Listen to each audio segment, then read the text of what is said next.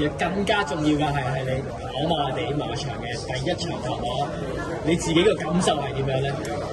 超開心啦！即係喺呢一刻我唔會講 unreal， 但係就真係好開心，因為我上次數過咧，我已經喺跑馬地跑咗，計埋今日早啲嗰場已經8個第二，我就係諗呢8個第二究竟我幾時先可以贏跑馬地第一 win？ 咁好開心啦！今日其實小霸王贏到跑馬地第一 win 啦，咁佢上場都跑得好好，我亦都好感激 Tony 哥今場繼續俾我有機會繼續騎佢啦，所以係咯，好開心。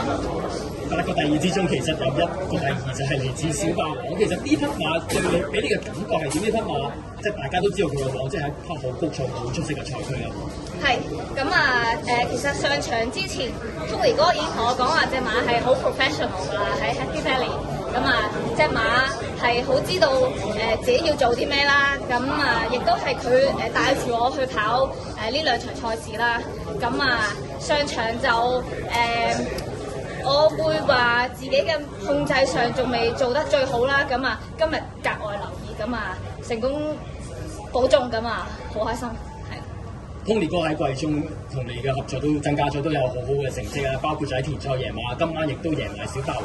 其實 Tony 哥有冇都傳授咗幾招關於即係策騎方面嘅知識俾你聽，或者一啲嘅心得俾你聽？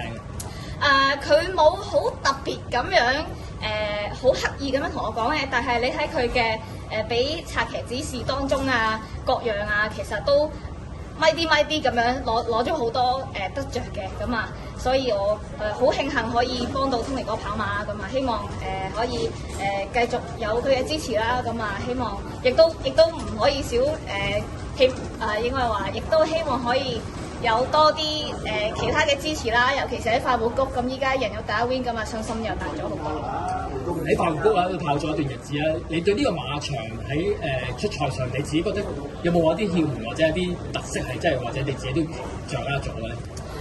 首先就個彎好急啦，呢個就算即係我覺得尤其是 B 欄咧係西得特別勁咯，因為已經有晒準備係個彎好急，但係都係會俾個彎西咗出去，亦都有呢個上落斜啦，